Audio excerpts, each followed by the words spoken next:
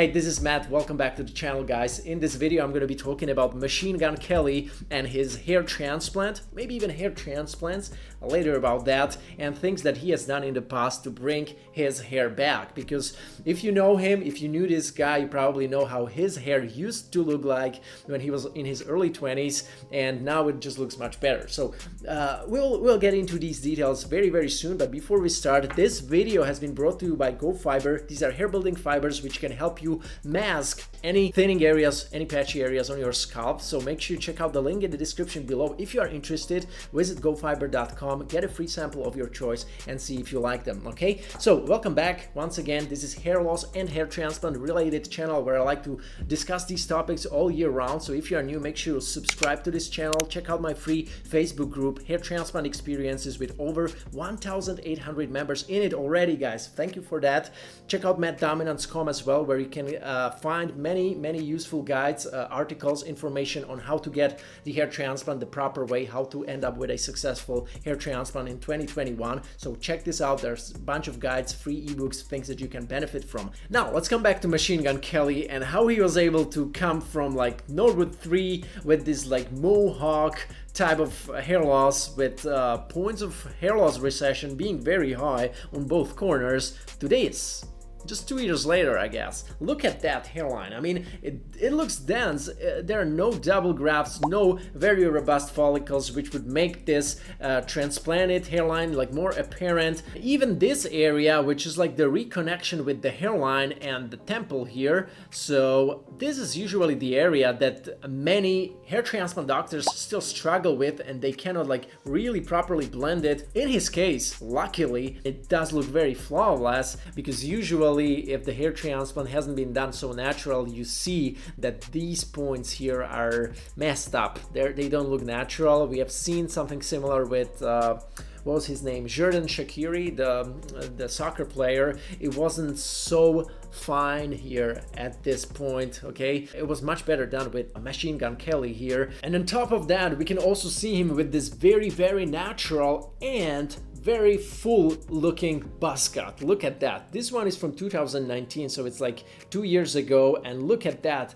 You would never think that this is hair transplant, guys. This looks flawless to me. I mean, the density is very good, the coverage is really good, and I'm really surprised how full his buzz cut looks. I'm really wondering here, because we know that hair transplants usually have to rely on a certain length of that transplanted hair for a proper coverage.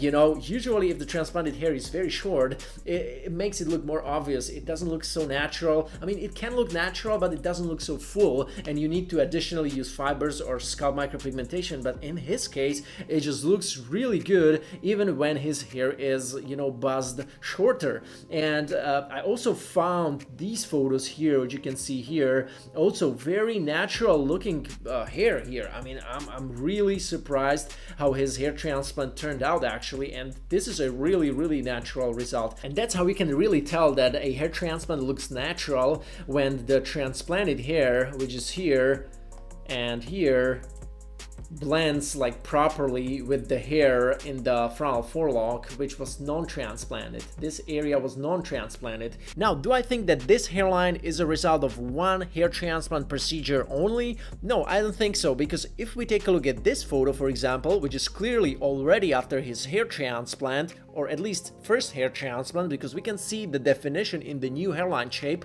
but take a look at how sparse the hair strands are, how spaced out they are from one another. So clearly the density is not there yet. Not that type of density that we see on this photo here, or on this buzz cut here, because even when he shaves his head right now or buzzes it very short, we can still see that the density seems to be there. Also, if we take a look at this random video of him driving the bike, the motorcycle, we can see when the wind is blowing how sparse his hair is. We see the definition in his new hairline, but it lacks lacks density. You know, there are some areas where it literally lacks hair strands, okay?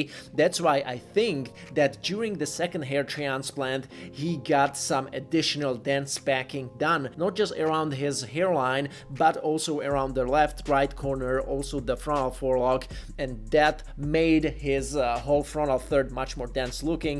And that's why also when he buzzes the hair short, as you can see in this photo here, you can see that it looks much more fuller and denser. And yes, he might be also additionally using hair fibers, but if we take a look at the individual follicles on that frontal third, it's definitely more denser looking compared to here. So what I think that happened likely, and that's how many guys get their dense results on the hairline, is simply they get a first hair transplant on the front, which is not like super dense, but then they get additional FUE or FUT, which gives them that additional density. His first hair transplant was FUT hair transplant, and we can see it based on these photos where he's obviously showing off the scar, and he also got like additional tattoo on top of the scar. He didn't get scalp micropigmentation on the scar to mask it, which I would have done for sure, but you know, artists, they do weird things sometimes, which normal people wouldn't do, I guess,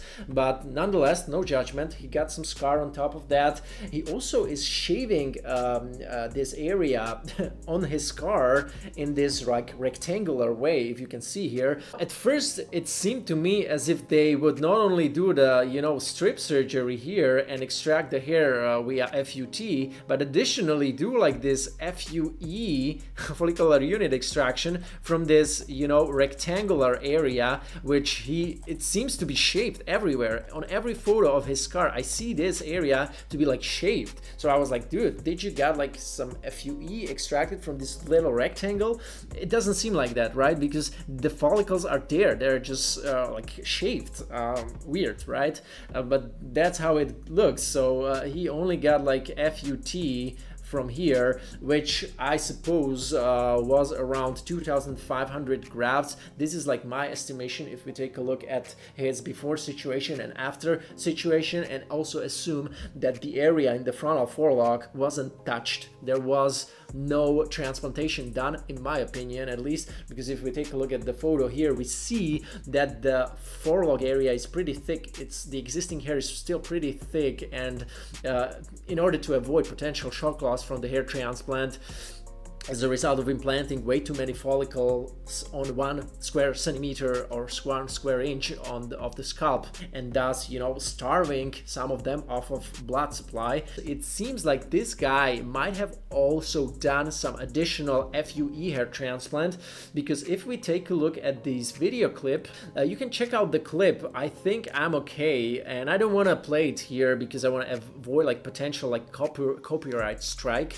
but it's like the 23 to 24th second, and if you take a look at it here, I already started like marking these dots. It seems to me as if these would be like extractions from the FUE, right? That's how they are done. Usually the doctor kind of extracts one follicle, separates it, leaves 2-3 follicles next to it, and then extracts another follicle. It seems to me as if this guy would have already done some additional FUE hair transplant over the years since his first FUT hair transplant. And usually you can never see these dots. You can never see them here unless somebody shaves that donor area, because as soon as the hair is already like 1 centimeter and longer, you cannot see these dots. There is no chance. But when somebody does the fade here on the back, you can always see the dots. So that's why I would assume that this guy has probably done some FUEs already, to probably add more density to the thinning mid-scalp, maybe even crown, I don't know. But usually if you are somebody like MGK who starts losing his hair in his like teens, and with early 20s he's already like Norwood 3. Such guys usually tend to like become at least like Norwood 5 in the future, which would also mean like some partial hair loss on the crown. So I assume that this additional FUE was used maybe for adding more density to the mid scalp. Maybe his previously thick frontal forelock has been thinning a little bit, so they added some density there. Now I also checked the sides of this guy, and it seems like they didn't touch the sides with the FUE, so it seems like they only did the FUT and extracted the grafts from the back and also the grafts from underneath this previously done strip scar, but no extractions have been done from the sides in my opinion, because they seem to look pretty like virgin like, I mean untouched in my opinion. I guess that was pretty much it. I hope you enjoyed this video, and if you did, make sure you like this video right now. Check out my website mattdominance.com, where you can not only get some useful information on topics like hair transplants, how to get a successful hair transplant, useful blog articles on topics of hair loss, how to reverse it. You can also sign up for a one-on-one consultation with me, where I can help you out with these things directly, you know, assist you throughout your hair transplant research, help you find the right hair transplant doctor, as I already did with many guys, and there are also some cool testimonials you can go through. Make sure you check out the free Facebook group Hair Transplant Experiences with over 1,800 members in it. We are posting every day. It's very engaging. There are many guys coming to the group every day.